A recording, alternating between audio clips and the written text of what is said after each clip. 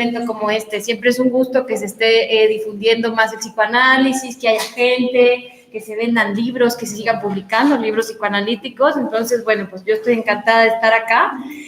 Creo que los libros que voy a presentar no se venden acá, pero bueno, supongo que vale la pena de todos modos pedirlos y hablar de ciertos libros que creo que son muy interesantes y quizá ha habido poca oportunidad de trabajarlos, ¿no? Voy a hablar, sí, de unos libros que son testimonios de analizantes de... ¿Se oye bien? ¿Todo bien? ¿Se transmite bien todo? Son testimonios de analizantes de Lacan. No sé si los conocen. Acá los traigo. Estos dos son testimonios de gente que se analizó con Lacan. Vaya hasta el nombre, ¿no? El día que Lacan me adoptó, mi análisis con Lacan, ¿no? Voy a comentarlo, de Gerard Haddad.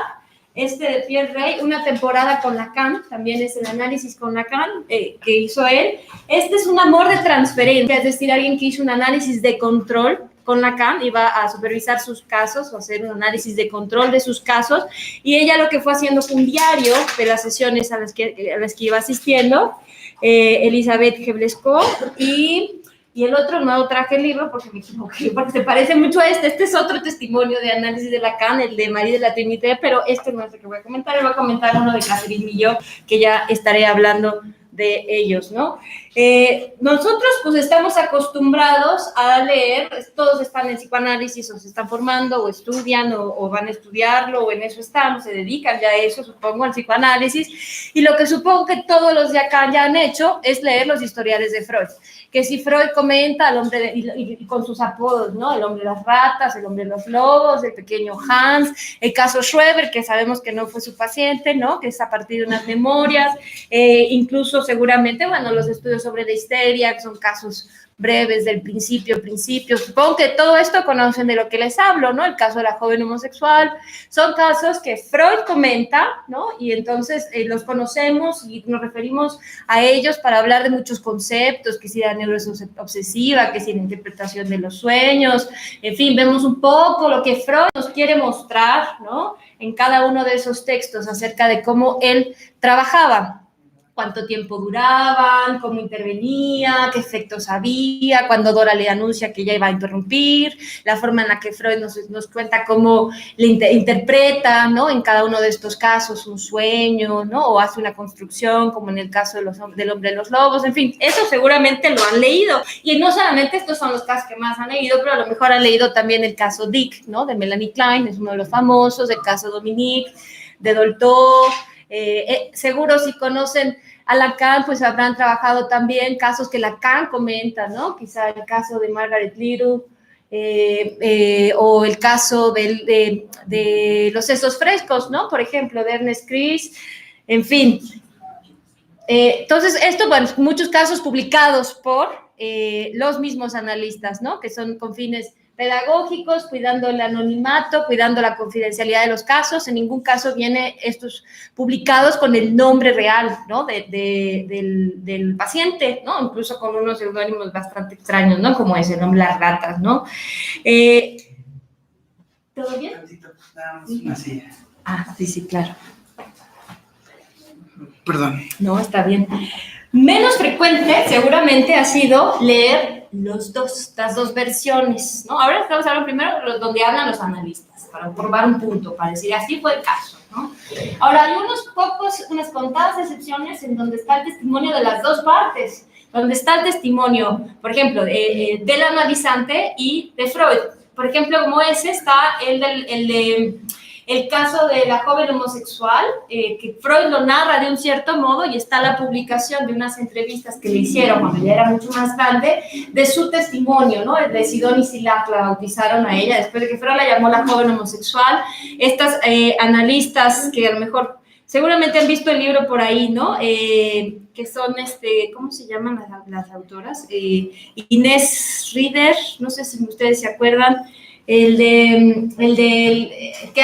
son dos mujeres que hacen una serie de entrevistas, se llama Sidonie Sillac, la joven homosexual de Freud, en donde le preguntan a la joven homosexual cómo fue su análisis con Freud y cuenta una versión completamente distinta de la que Freud había contado, ¿no? Muy, muy distinta. Claro, ya era una mujer anciana también, habían pasado muchísimos años y ella habla desde lo que en ese momento recuerda que había ocurrido en el análisis con Freud. Por ahí también quizá uno de los más conocidos en donde se habla de los dos lados es el de Hombre de los Lobos, ¿no? Que hace el Hombre de los Lobos por el Hombre de los Lobos, ¿no? Y está la entrevista que hace, las entrevistas que le hacen a este hombre también ya más grande, que tiene 90 y pico años, donde él se presenta como yo soy el Hombre de los Lobos, ¿no? Es decir, tuvo un efecto tal de análisis con Freud que él ya se bautizaba a sí mismo como el Hombre de los Lobos, su nombre propio había quedado en un segundo término. Esto, supongo que sí han visto todo esto de los que hablo, ¿no? Son como libros más famosos, los historiales de Freud y unos cuantos en donde está la versión de los dos lados. Ahora, de la gente que se analizó con Freud, hay algunos casos interesantes, hay algunos libros publicados, ¿no? De Smiley Blanton, de Joseph Wortis, hay varios, uno más reciente de una paciente que era una psiquiatra, ¿no? Que descubrieron su diario de su análisis con Freud y fue publicado por una de sus nietas, Anna Guggenbull, ¿no? Una joven psiquiatra de la Burgosli, de esta clínica en donde estaban trabajando, seguramente ustedes saben, Jung, ¿no? Abraham, en donde se estuvo internada también la famosísima Sabina Spielrein, ¿no? La que fue analista y también fue antes amante de Jung y paciente de Jung. Hay algunos testimonios de gente que se analizó con Freud que son también conocidos, como el de Helen Deutsch, que es una psicoanalista maravillosa, que publica su autobiografía y ella cuenta su análisis con Freud. Bueno, cuenta muchas cosas de su vida, no se trata acerca solamente de su análisis con Freud, ¿no? Cuenta muchas cosas de su vida, entre ellas cómo le fue en su análisis con Freud y cómo le fue en su análisis con Abraham, porque ella tiene los dos analistas, y claro, le gustó muchísimo más el análisis con Abraham que con Freud, ¿no? Con Freud decía que Freud se quedaba dormido, que a Freud le aburrían muchas cosas de las que ella hablaba, etcétera, ¿no? Entonces, ese tipo de testimonios hay. Hay uno que es muy hermoso, que es yo creo que uno de esos que son súper conmovedores, el de Margaret Little, de su análisis con Winnicott, se llama, ¿no? Diario de mi análisis con Winnicott, no sé si lo conocen. Es una preciosidad. Margaret Little es una psicoanalista, pero que se analizó con Ella Freeman Sharp antes. En ese texto que se consigue, cuenta cómo le fue en su análisis con Ella Freeman Sharp y luego cómo le fue en su análisis con Winnicott, ¿no? Y es hermoso, es conmovedor ese texto, realmente es un texto que vale la pena. Otro de los famosos testimonios es el de mi análisis con Freud de Gardiner, no sé si lo conocen. Este es interesante porque ustedes dirían, bueno, el psicoanálisis más ortodoxo debe haber sido el de Freud, ¿no? Pensaríamos, el que escribe sus trabajos sobre técnica y entonces habla de la neutralidad y la abstinencia, ¿no? Bueno, pues es bien interesante lo que Gardiner cuenta acerca de cómo trabajaba Freud, porque pues Freud le contaba chismes de los demás. Era su analista, y mientras era su analista le contaba chismes de otros analistas. Le decía, ay, pero de Jung no puedo hablar contigo porque eso todavía me duele mucho. Le contaba un montón de cosas personales. Eso cuenta él, ¿no? Eso cuenta Abraham Gardiner. Y fíjense, les traje una cita de algo que a mí me llamó mucho la atención, donde diríamos, híjole, Freud, el creador del psicoanálisis, fíjense lo que dice Gardiner de él, ¿no? Dice, en una ocasión, siendo paciente, ¿no? de Freud, le pregunté qué pensaba de él mismo como analista, ¿no? Y entonces Freud le contesta esto. Me da gusto que me lo pregunte porque, francamente, no tengo gran interés en problemas terapéuticos. Imagínense, ¿no? En la actualidad soy muy impaciente. Tengo muchas cosas que me descalifican como gran analista, Freud, ¿eh? Una de ellas es que soy mucho el padre, ¿no? Eso también lo dicen sus pacientes, que no se movía de ese lugar del padre, ¿no? Segundo, estoy muy ocupado todo el tiempo con problemas teóricos, ¿no? De modo que cuando tengo la oportunidad, trabajo en ellos en lugar de poner atención en los problemas terapéuticos. Realmente no me interesaba, ¿no? Tercero, no tengo la paciencia para trabajar con la gente por largo tiempo. Me canso de ellos y quiero extender mi influencia, o sea, quiero tener más pacientes, ¿no? Entonces, dice Carmen, pues quizá por eso trabajaba con periodos cortos, ¿no? Porque pues, te aburría. Y eso es un poco esto que dice Freud, ¿no? Siendo muy honesto, no sé si sea la palabra o qué, decirle a su paciente todo esto. A mí que usted se cure me da lo mismo. A mí me interesa trabajar mis conceptos teóricos, ¿no? Y escribir mis libros. Y lo que usted me diga me da un poco lo mismo, ¿no? Y más me aburre, ¿no? Porque yo tengo muchas cosas que hacer y quiero trabajar con muchos otros pacientes, ¿no? Vaya, suena como contrastante, ¿no? Quizá como con respecto a la técnica que él mismo nos enseñó, ¿no? Claro, con Freud encontramos muchas contradicciones, ¿no? No analicen a gente cercana y bueno, pues él era analista de Ana Freud, su propia hija, en fin, cosas que diríamos, pues están muy lejos, ¿no? De lo que pensaríamos como la neutralidad, la abstinencia, los consejos realmente para un analista, ¿no? No era muy convencional, no era muy ortodoxo, Lacan tampoco, eso vamos a hablar también, pero creo que en Freud estaba plenamente justificado, quizá, ¿no? Vaya, depende en qué momento de Freud, ¿no? Si es un momento en que él está descubriendo la técnica, pues también fue a partir de muchos errores que seguramente se dio cuenta de que sí caminaba y que no, ¿no? Y también hay algo que quiero decir desde ahora y que creo que va a ser importante enfatizar durante lo que estemos hablando sobre estos libros de la gente que se analizó con Lacan. Este es el testimonio de un analizante, ¿no? Es el testimonio de un analizante desde un cierto lugar, ¿no? Con una cierta intención, que habría que ver cuál es. En algunos casos de los que vamos a hablar, ni siquiera su intención era publicarlo, o sea, era, bueno, yo voy a escribir mis notas personales y yo no sabía que mi nieta o mi familiar va a decir, pues vamos a sacarle dinero a esta experiencia de mi abuelita o de mi tía o de no sé quién, ¿no? Es decir, ni siquiera era necesariamente en algunos casos la intención de los mismos pacientes que escribieron su testimonio. En algunos casos sí, a lo mejor traían algo transferencial ahí atorado, un enojo, un reclamo, vamos de una vez a desprestigiarlo, vamos a qué sé yo, ¿no? A vender algo escandaloso, en fin, no sé, seguro. Y desde una cierta transferencia, ustedes han visto, si oímos a alguien hablar de su análisis, si oímos en general a alguien hablar de su análisis, diríamos, ay, pues qué raro anda su analista, ¿no? ¿Por qué intervino así? O a veces los mismos analizantes, ¿no? Es que tú como la vez pasada me aconsejaste que hiciera no sé qué. Si escribe un diario de su análisis, diría, me aconsejó tal, o me regañó, o me dijo no sé qué, y luego no pasó eso, ¿no? Entonces la transferencia sabemos que es eso, ¿no? Justo Freud lo descubrió cuando dice, mis histéricas me mienten, ¿eh? No es una intención de mentir, es así lo recuerdo, así lo viví, así lo sentí, y así lo mezclé con mi historia, y así lo mezclé con mi olvido, y así lo mezclé con mi amor y con mi odio, ¿no? Y desde ahí también, ¿no? No pretendo para nada que lo que hoy comentemos tenga como objetivo de ninguna manera desprestigiar el trabajo clínico que hacía Freud y mucho menos el que hacía Lacan, ¿no? Es desde un cierto lugar, ¿no? Es desde un cierto lugar que eso se narra, tomado siempre con pinzas, ¿no? Cuando viene un nuevo paciente, todavía no analizante quizá, y nos dice, estuve en análisis, pero mi analista, qué sé yo, ¿no? Me trataba muy mal o me hacía tal y tal, también siempre con pinzas, ¿no? Como con todo lo de la transferencia, no porque no sea real, pero es desde otro lugar real, ¿no? Desde el que nos enseñó precisamente Freud. Entonces, bueno, pues hay que tener este cuidado, creo que no hay que perderlo de vista.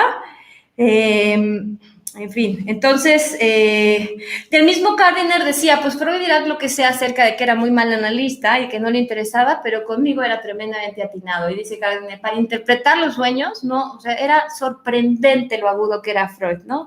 Entonces, bueno, varias personas que analizaron con Freud decían eso, y que mismo Freud está diciendo de sí mismo, que estaba muy interesado por enriquecer la teoría psicoanalítica más que por su trabajo clínico. Y ahí sí, a diferencia de otros analistas, como creo que en particular a Abraham me interesaba genuinamente los efectos del análisis, ¿no? O sea, hacer algo que tuviera realmente efectos, más que la fama, el poder, la trascendencia. Creo que Abraham era muy clínico, totalmente clínico, y Freud pues era teórico, ¿no? Ahora estoy con el tema de los sueños, entonces ahora estoy con el tema de la bisexualidad, entonces todos sus casos, usted es bisexual, reconózcalo, ¿no? Era como, traigo esto, y esto es lo que tengo que probar, ¿no? Aquí el Edipo, confiéseme, Dora, que está enamorada del señor K y de su padre, ¿no? Confiésemelo, y no podía a veces escuchar otra cosa, porque estaba como muy en la línea a veces de comprobar lo que él estaba pensando, ¿no? Bueno, ya hice un preámbulo enorme acerca de otros muchos libros que no son los que quiero comentar, pero sí y no, un poco como ciertos antecedentes de que no son los primeros testimonios, ¿no? Ha habido antes, yo creo que menos conocidos que los de Freud, son testimonios de análisis con Lacan, ¿no? Lacan tampoco nos publicó un caso, quizás la tesis doctoral es la única que podría contar como una publicación de un caso, pero bueno, ni siquiera es desde un lugar de analista, es todavía su tesis de psiquiatría, ¿no?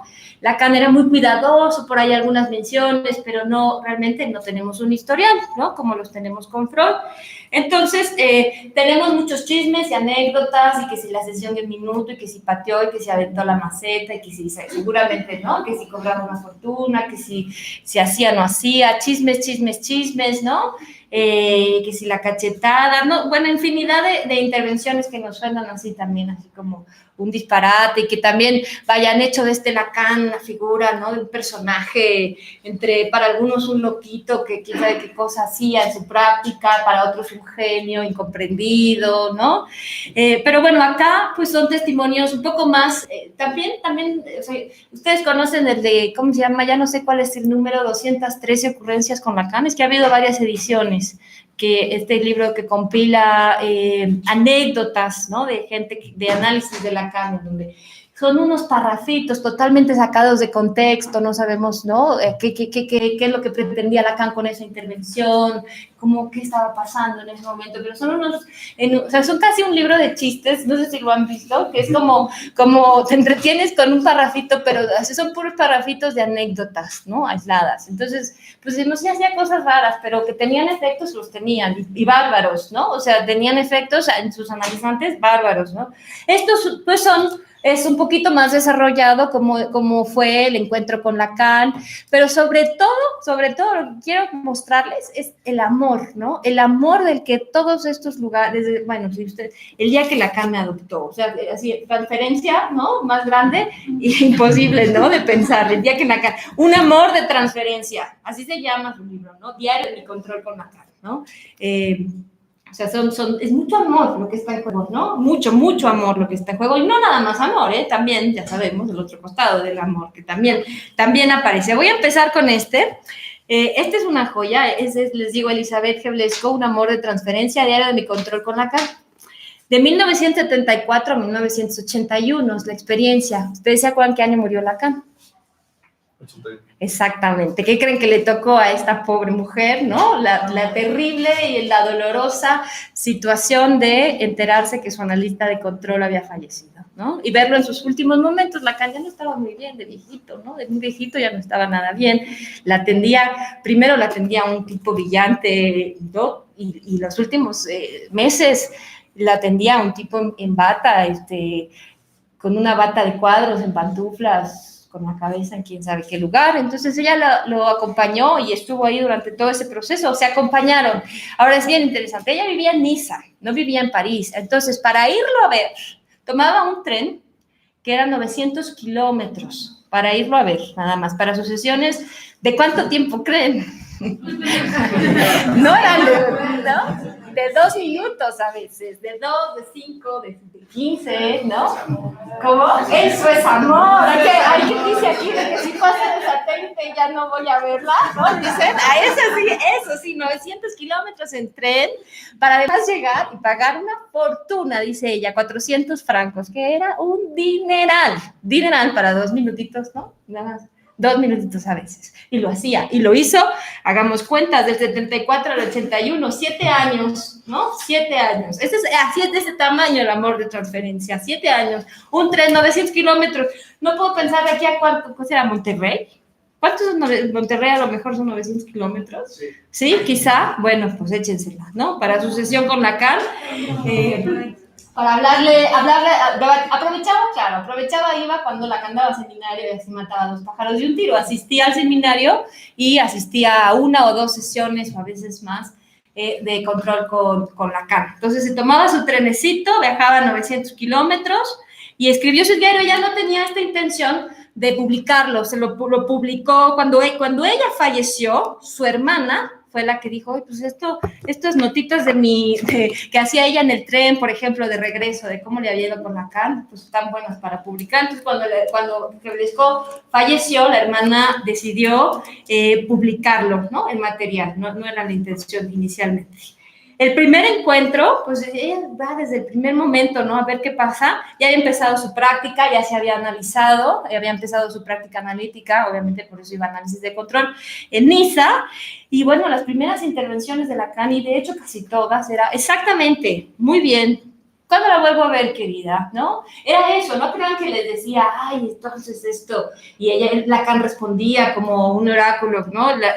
¿Qué pasaba con su paciente, cómo intervenir, etcétera? Le decía unas cuantas cosas, pero lo que es sorprendente es que el efecto de eso era cómo posibilitaba que ella se pusiera a trabajar. O sea, era el trabajo de ella. Él decía exactamente, muy bien, hacía una pregunta, ¿cómo lo piensa? Una cosita, era eso lo que pasaba. Y ella preparando el material, pensando sus ideas, ¿no? Trabajando ciertas cosas. Algunas sesiones giran en torno a ciertos conceptos. Algunas sesiones son acerca de algún paciente, lo que había pasado, etcétera. Algunas otras sesiones son acerca del seminario de Lacan, ¿no? Oiga, ayer lo escuché en su seminario, ¿qué pasa con esta situación o con esta otra, ¿no? Entonces, el amor, pues, es enorme. Y Lacan es muy cálido, ella dice, lo dicen todos, esto lo van a decir todos. Es muy cálido a veces es un gruñón, a veces está enojado, a veces es iracundo, pero en general siempre le muestra a Lacan que ella dice eso es también algo que quiero al final ver cómo ocurre en todos los casos. Ella dice, como Lacan parecía alegrarse cuando yo llegaba, ¿no? Obviamente describe esta sala de espera donde está Gloria, la famosísima secretaria de Lacan, con un montón de analizantes, ¿no? Y la pregunta desde la primera intervención, eso todos lo hablan, ¿no? Es ¿a quién va a señalar primero para que pase? Porque están varios en la sala de espera, ¿no? Entonces, hasta a veces hay en varios lugares, ¿no? Está en la biblioteca, están unos, en la sala de espera están otros, y entonces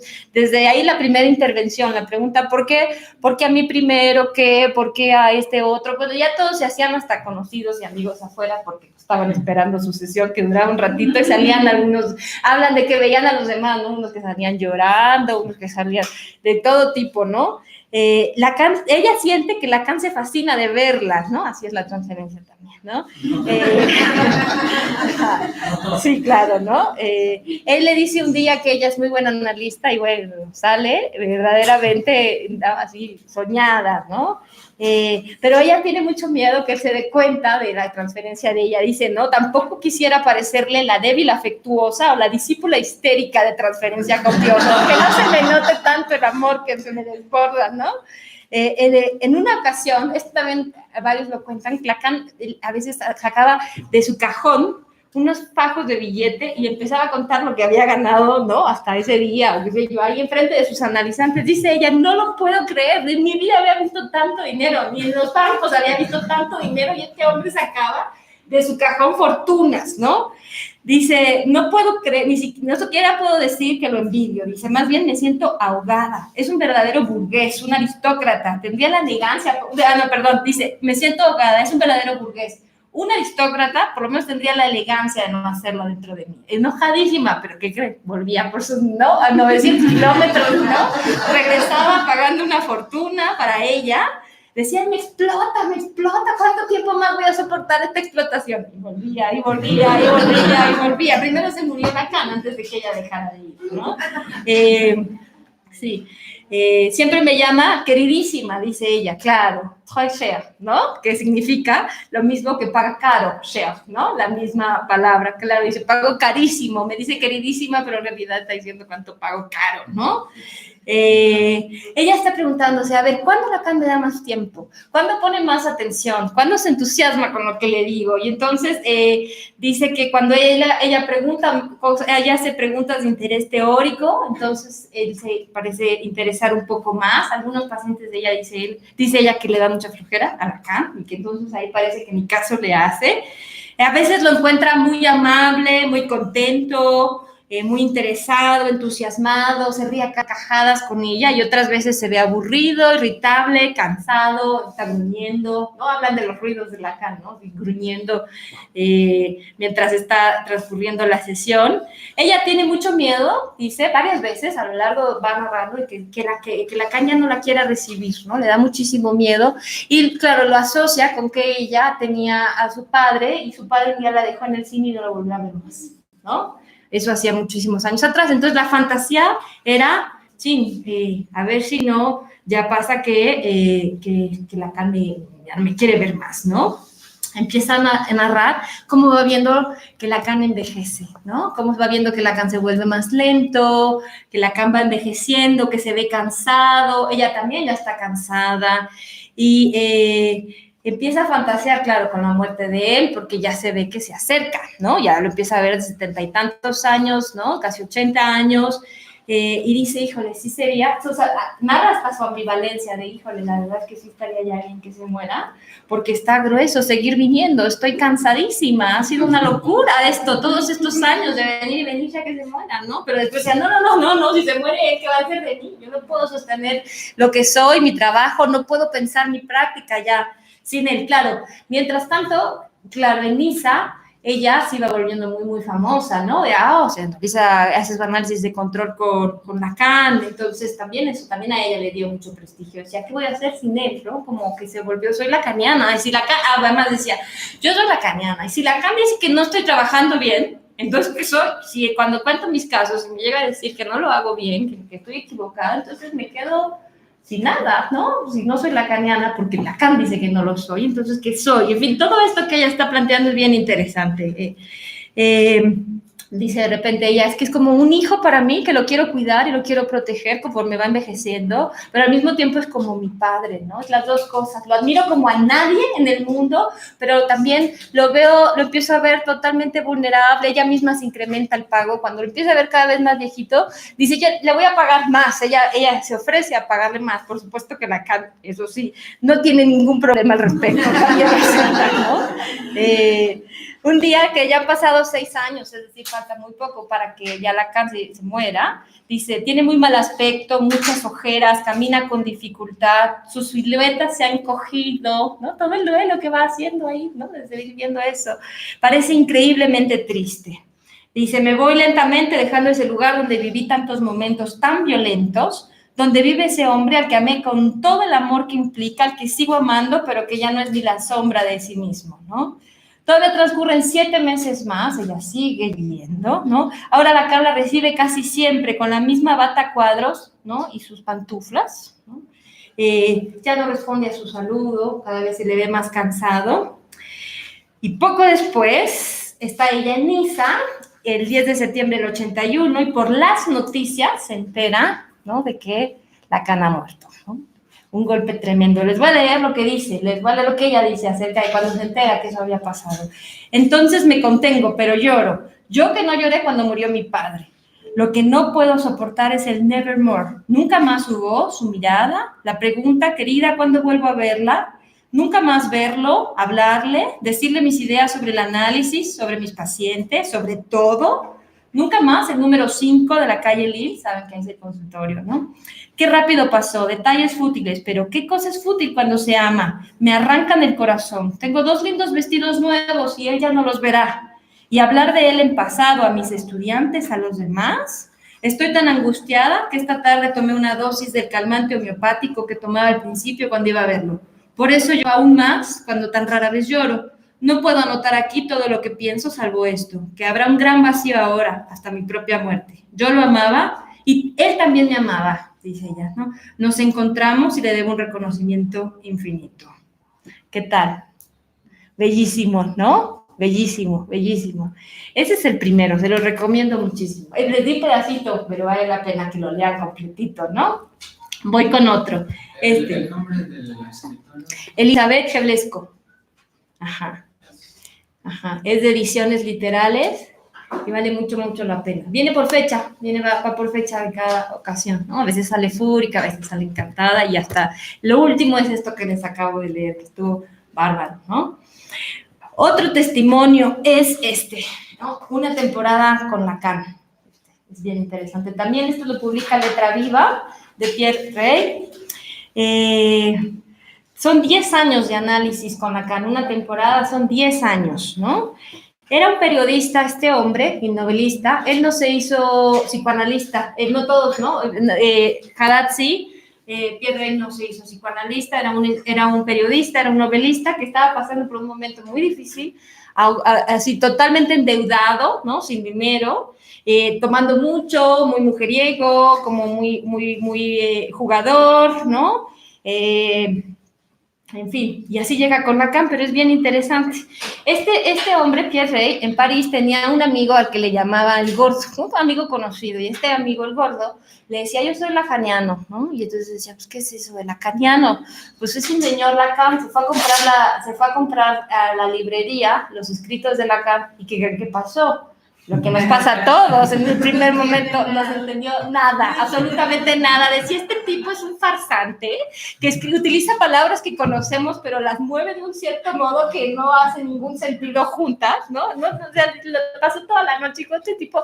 Le fue a decir a su amigo el gordo, así que le dice el gordo, ¿no? Oye, tú Lacan, no dice nada con sentido, pues, ¿no? Utiliza palabras, pero no sé, son palabras que todos conocemos, pero le quita totalmente el sentido a las palabras y las mezcla de un modo rarísimo, ¿no? Pero mientras esto pasaba, sigue creciendo su amistad con el gordo y él la está pasando muy mal en la vida, ¿no? Y entonces él le dice, oye, pues tú que eres psicoanalista, atiéndeme, ¿no? Eres mi amigo, atiéndeme. Y el gordo le dice, pues yo no te puedo atender, ¿no? Porque precisamente soy tu amigo, te voy a recomendar con 3. Le dio el nombre de 3. Le llamó al primero y estaba muy ocupado, ahorita no lo podía recibir. El segundo estaba fuera de París. Bueno, pues le voy a llamar a este tercero, Lacan, ¿no? O sea, ni sabía muy bien con quién llegaba, ¿no? De qué tamaño era, con quién llegaba. Así como Juan Pérez, Chucho López, y pues a ver, ¿no? Y agenda su primera sesión con él. Le describe su primera sesión con Lacan, cara a cara, y además los 10 años del análisis con él fueron cara a cara, no se recostó en diván, ¿no? Él no sabe por qué, pero no tiene ni por qué saberlo, porque ni sabe psicoanálisis, ni tiene por qué saberlo. Dice que siempre su análisis fue cara a cara, que era un hombre muy cálido, muy atento, y que conforme iban avanzando las entrevistas, cada vez era más silencioso, ¿no? Al principio Lacan hablaba más, después se fue haciendo cada vez más y más callado, los silencios eran más largos, y dice, pero ahí aprendí lo que no había aprendido nunca hasta entonces en mi vida, escuchar, ¿no? A escucharme, no había podido nunca. El silencio de Lacan, la presencia de Lacan posibilitó eso, ¿no? Él dice de Lacan, y así la transferencia también, si él me hubiera pedido que fuera su encuentro en las antípodas para una entrevista de 20 segundos a una tarifa de 10 millones, acuérdense, no tenía dinero, pero lo hizo, habría encontrado el dinero y habría ido. Es decir, si ese señor, ¿no?, me hubiera pedido que fuera al fin del mundo y le pagara fortunas por 10 segundos de su escucha, de su presencia, este es el amor de transferencia, ese, ¿no?, hubiera encontrado la forma. A los 3 meses de su análisis con Lacan, habían cedido todos los síntomas que lo habían traído, es decir, efectos terapéuticos claros, evidentes, ¿no? Hubo una época en la que ya no tenía Rey nada de dinero para pagarle, ya no tenía más dinero y la deuda con Lacan era cada vez más grande. Dice que un par de veces Lacan estalló con una violencia tremenda, de me tiene que pagar, ya no puede seguirse con esta deuda, me tiene que pagar. Lo amenazó Lacan, dice en términos muy duros, Lacan me amenazó con dar fin a la terapia si yo no encontraba el modo de pagar lo que debía. Y dice, yo realmente no sé si esa actitud violenta de Lacan era porque estaba enfurecido, era real o era una intervención. Todavía dice años después, no sé si era una cólera actoral con fines terapéuticos, porque claro que lo movilizaba, ¿no? Claro que lo movilizaba. Lacan lo invitó, dice él, como 20 veces a que fuera a su seminario. Ven a mi seminario, ¿no? En muchas ocasiones. Y Rey dijo, no, yo no acepto, yo no quiero conocer la otra faceta de Lacan. Esta era otra perspectiva muy diferente, ¿no? A los otros testimonios. Yo nada más quiero a Lacan, el psicoanalista, que está en este consultorio. Ese otro Lacan, que reúne miles de personas en su seminario y que la gente lo va a ver, es mucho, dice, 2 registros simultáneos de un mismo personaje. Yo no puedo con eso, ¿no? Como dicen, suena un teléfono, pero creo que no sé. Creo que sí, díganme que va a pasar, perdón. Sí.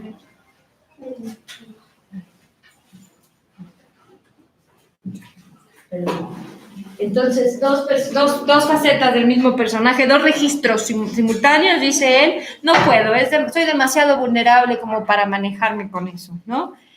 Pero, fíjense, dice que podía pagar una fortuna, ¿se acuerdan que les acabo de leer? Aunque le diera 20 segundos. Pero un día, Pierre lleva unos dibujos, ¿no? Le lleva a mostrar a su analista, Lacan, unos dibujos que eran unos dibujos humorísticos cuyo tema central era el faro. Y Lacan estaba encantado y pues obviamente Pierre también, ¿no? Uy, a mi analista le encantaron, me felicita por mis dibujos, le gustan. Y Lacan le dice, déjamelos, ¿no? Se los deja prestados. Cuando le dice, oiga, objeciones adelante, oiga, ¿me puede dar mis dibujos de regreso? Lacan le dice, ay, no, regálemelos, ¿no? Yo agradecería mucho que usted me regale estos dibujos, ¿no? Cualquiera diría, pero qué abuso de la transferencia, ¿no? Como Lacan hizo eso, pero no sabemos qué lugar tenía, ¿no? Pero él dice, no. Con el mejor ánimo yo le hubiera dado mi sangre, pero no mis dibujos, ¿no? Había demasiado trabajo ahí y yo era demasiado avaro al respecto, me negué. Dice, ay, sí, no, eso no. Le hubiera dado todo, pero eso no, mis dibujos no. Narra el final de análisis, de los que voy a comentar es el único que parece haber llegado a un final en términos de una transferencia que efectivamente se agotó antes de la muerte de Lacan, después de 10 años. Un día narra justo cómo fue el final, ¿no? Como de costumbre, dice, yo no había previsto nada, llegué a su sesión, ¿no? Sin embargo, cuando estuve en su presencia, le anuncié que volvería a verlo al día siguiente, pero que después ya no volvería. Estoy seguro de que estábamos tristes, los dos, ¿no? Nos miramos un buen rato. Yo no tenía cosa alguna para agregar, él no hizo comentarios. La historia de amor llegaba a su fin.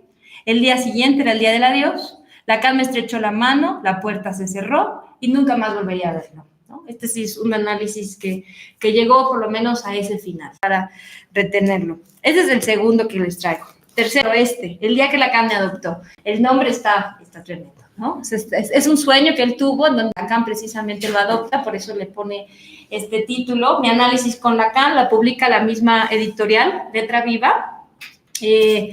Es interesante, justo es un sueño que él tiene, ¿no? Donde dice que Lacan ya había muerto cuando lo tiene el sueño, pero dice que Lacan se le acerca y le dice, usted es mi hijo adoptivo, ¿no?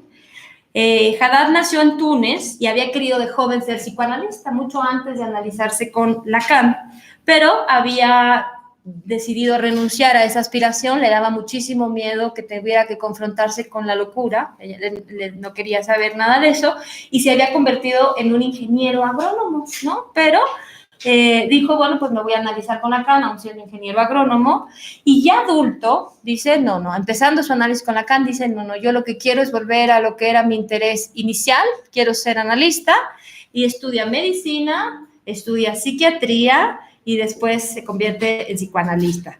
Deja su trabajo para asistir a sus sesiones de análisis, es decir, eso es lo que él estaba dispuesto a pagar, ¿no? De renunciar a su trabajo, a su carrera, para estar de lleno estudiando psicoanálisis, analizándose con Lacan. Vende hasta su casa, ¿no? Para poder seguir costeándose su análisis, vende su casa, se compra un departamento mucho más barato para poder continuar con su formación y con su análisis con Lacan, ¿no? Varias veces Haddad le dice, entra en transferencias negativas, en momentos donde siente que su análisis se ha estancado y le dice a Lacan que va a interrumpir su análisis, que él ya no va a ir más, ¿no? Y Lacan le llama por teléfono y insiste que regrese, cosa que ahora también diríamos, bueno, no se puede invertir la demanda y sabemos miles de cosas. Y Lacan le hablaba y le decía, no, venga usted, yo necesito poder ayudarle y lamento no haberle podido ayudar, así que venga otra vez, ¿no? Y le insistía y entonces él regresaba, ¿no? Él regresaba siempre, ¿no? Dice, Lacan le dice en una de esas ocasiones, lamento no haberle podido ayudar, usted queda libre de interrumpir, ya lo sabe, pero yo en su lugar no lo haría. Sepa en todo caso que yo lo quiero bastante, le decía, vamos a analizar, porque usted es uno de los pocos que entiende lo que yo digo, ¿no?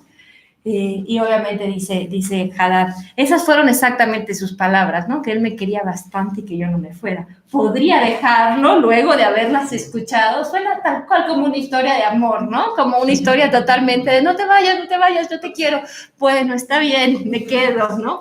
Solo porque tú me lo dices de ese modo tan dulce, ¿no? Haddad dice, Lacan era vidente, yo no sé cómo, pero era vidente.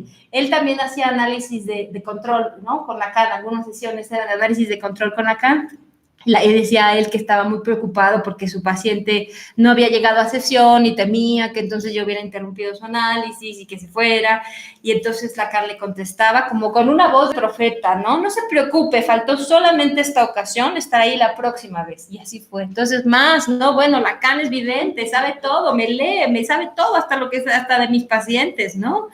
Un día en sesión le dice a Lacan, así de ese amor también confiesa, ¿no? Haberle tenido. Dice, ya no hay ningún elemento de mi existencia, de mi pensamiento, que no haya sido elaborado al lado suyo, que no haya adquirido su raíz a través de nuestro diálogo. Usted ha sido para mí, en transferencia, mi padre y mi madre a la vez, ¿no? En fin, este es el tercero.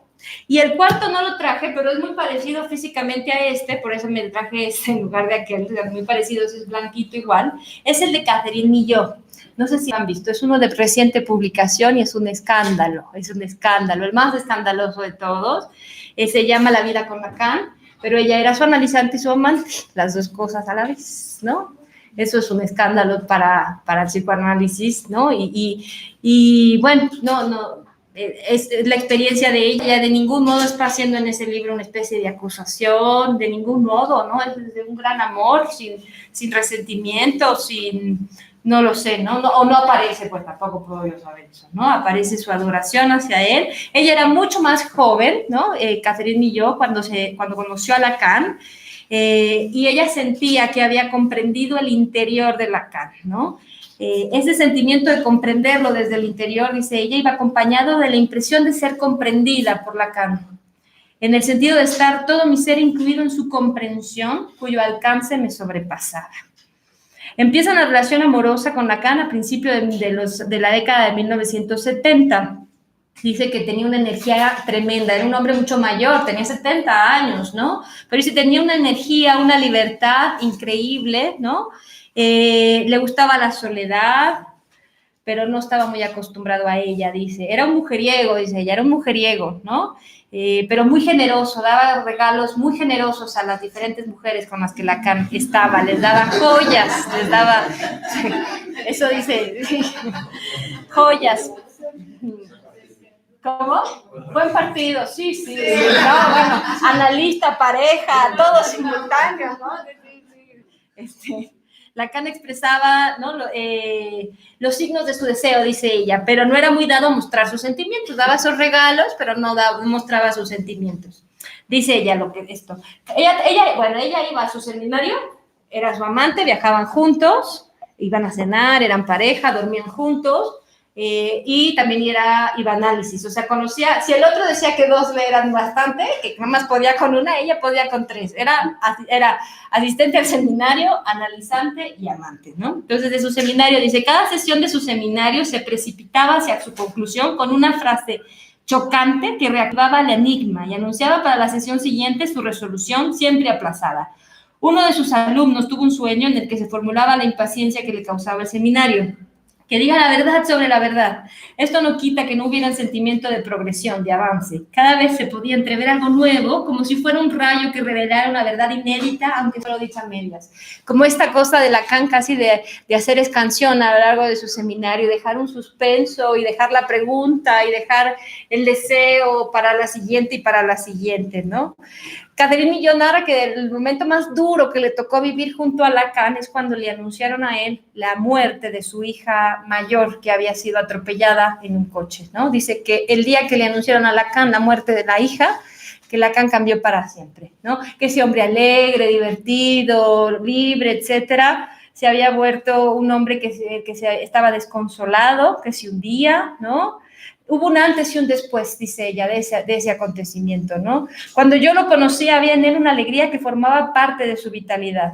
Aún sin desaparecer del todo, su alegría se vio afectada, su fondo se volvió más oscuro y Lacan se convirtió en alguien más taciturno, ¿no?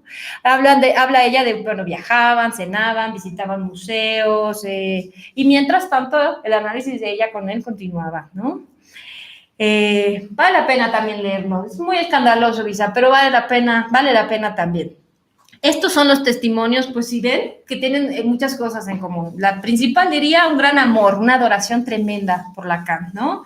Son muy conmovedores, ¿no? Son relatos todos muy conmovedores. Narran intervenciones que podríamos cuestionar, algunas festivas, algunas abiertamente seductoras, quizá, de eso desde cómo ellos lo vivían, ¿no? Freud y Lacan recomendaban no hacer eso. La dirección de la cura es, ¿no? ¿Se acuerdan? Y los principios de su poder, dice Lacan, que se sabe que el analista tiene poder, pero que lo que tiene que hacer es no utilizarlo, ¿no? Pero bueno, acá no sé, a decir de ellos, quizá Lacan lo utilizaba, yo no lo sé, ¿no? Yo no sé si eran así los análisis, realmente como ellos los narran, ¿no? Sé que así los vivieron, supongo, pero no sé, no sé. Lo que quiero ver, lo que quiero mostrar más bien es la intensidad de la transferencia, los efectos de la transferencia, ¿no? El poder de la transferencia, eso es un amor real, ¿no? Es un amor no por ser transferencia, es un amor menos real, es un amor enorme, con muchos efectos. En la mayoría de ellos es una transferencia que no se disolvió, no sé qué pasó, no sé si Lacan no lo posibilitó, no sé si ellos no pudieron, no sé si la muerte de Lacan llegó antes, ¿no? Y no se pudo disolver, solo queda claro que Pierre Rey llevó su análisis como hasta ese final. Todos concuerdan en un punto que a mí me llamó mucho la atención, que es que sentían que Lacan los amaba de regreso, ¿no? No solamente hablan de yo lo amaba a él, sino creo que él me amaba de regreso, él me amaba también, ¿no? Todos dicen de eso, se sentían amados por Lacan. Serge Leclerc, ¿no? Que también fue analizante de Lacan, dijo en una entrevista justo algo parecido. Mostraba una presencia extraordinariamente cálida con las personas desahogadas. Dice él, que Lacan, ¿cuántos suicidios tuvo? Cuando en realidad creo que pocos analistas tuvieron una presencia tan cálida, tan tierna y también tan devota frente a las personas presas del desconcierto. A lo mejor decía nada más muy bien, algo así, ¿no? Pero su forma cálida, que todos sintieron, ¿no? Me amaba Lacan, me amaba. Leer estos testimonios que a mí en lo personal me recordó invariablemente al banquete de Platón, ¿no? Es como justo parece que están reunidos todos para hablar de un cierto amor, un amor muy particular, ¿no? Que es el de Lacan, ¿no? La posición de Erastés para Lacan en todos estos analizantes, ¿no? Ellos de amantes, y de Lacan queda ubicado en lugar de Eromenos, del amado, ¿no?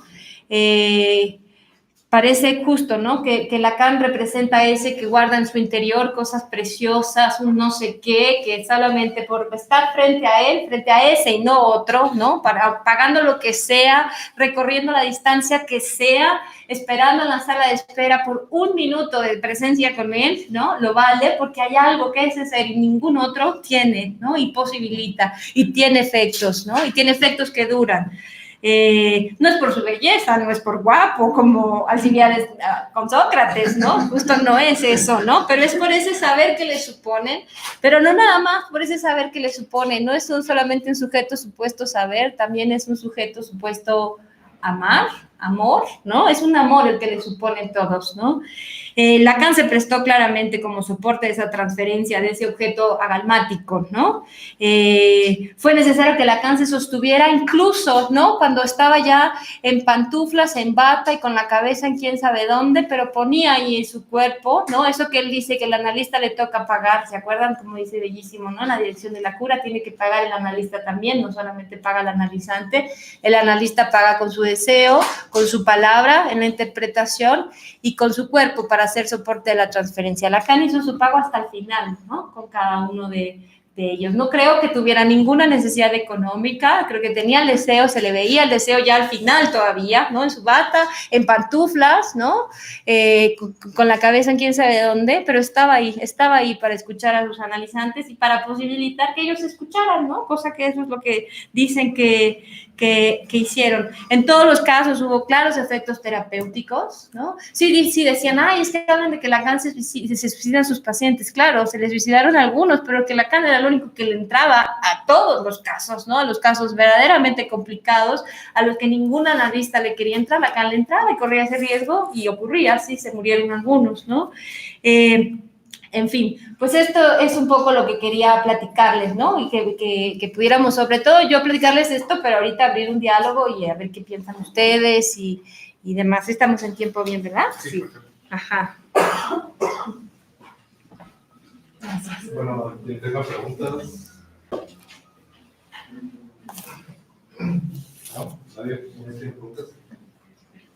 ¿Nada? ¿O comentarios? ¿O críticas? ¿O...? Crítica, pero de la buena. ¿Está bien? ¿Sí? ¿Me escuchan? Son el otro.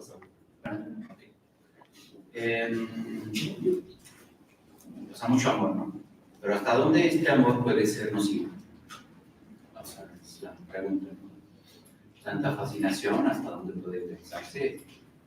Desde un aspecto clínico, esto es nocivo. Entonces, sí es mucha los testimonios, ¿no?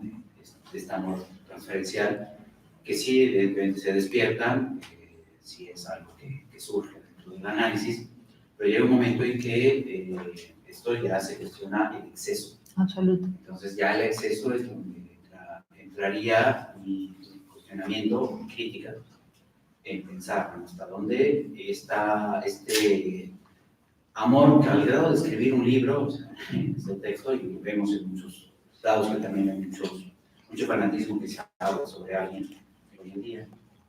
De algunos analistas, y de repente se juega esto, ¿no? Oye, está bien el análisis, está bien la transferencia, pero llega un momento en que en cuestión de terceros ya se cuestiona, es decir, no lo cuestiones, no critiques a Lacan, así es decir, como súbditos, ¿no? Se muestra mucho este amor y prohibido criticar a Lacan, así como prohibido criticar al analista, ¿no? Yo soy el defensor como analista, y va por ahí, ¿no? O sea, la crítica, es decir, bueno, es tanto el amor que hasta haces afiliados a un personaje a no tocar. Sí. ¿Puedo comentar? ¿Verdad? No, sí, Gracias. Eso Sí. digo, crítica de la buena. No, está muy bien, claro. Yo no cuestionaría el amor que tuvieron los analizantes, eso es lo que tenían, eso había que poner en juego, ¿no? Como no voy a cuestionar el amor que ellos tienen, lo que sí cuestionaría es el abuso de parte del analista de ese amor, ¿no? O sea, dame tus dibujos, sí, ¿no? O sea, como, claro, no sé si Lacan abusaba, no sé. Vaya, no quiero juzgar sin saberlo, pero no, el abuso de, o sea, vaya, es impensable que se acueste con la misma paciente y se vaya a cenar y luego vaya hacia su analizante. Me parece escandaloso, no el amor que ella tiene, me parece que es parte de y está muy bien, ¿no? Sino que justo él, ¿no? Que sabe que el amor puede ser tan nocivo, precisamente, lo dice, ¿no? La dirección de la cura es sobre eso, es la transferencia, el seminario del banquete, la transferencia, el seminario 8 es sobre eso, sabemos que está en juego y nos muestra muy bien cómo Sócrates sabe moverse de ahí y decir, no es a mí, ¿no? Es otra cosa la que está en juego. Yo no soy ese. No sé qué tanto Lacan sí se creía ese, no se creía ese, no posibilitaba. La teoría dice, ¿no? Destitución subjetiva del analista, la transferencia tiene que caer, ¿no? Siguiendo a Nietzsche en lo que dice, se recompensa mal a un maestro permaneciendo siempre fiel. Claramente un análisis fracasó si el analista no se cayó un día de ahí. Eso es un fracaso de un análisis, no es un éxito en un análisis. Es un fracaso. La transferencia tiene que agotarse, tiene que llegar hacia su final. No para cambiar de analista y desplazarse de un objeto a otro, sino para que llegue a su final, para que caiga como todo lo que ha de caer en el análisis, ¿no? Pero no sé si Lacan hace obstáculo, no sé si no hubo tiempo, no sé si Lacan abusó de esa transferencia. No lo sé, ¿no? Sí. ¿Más preguntas? Aquí en la otra aula alguien quiere ver.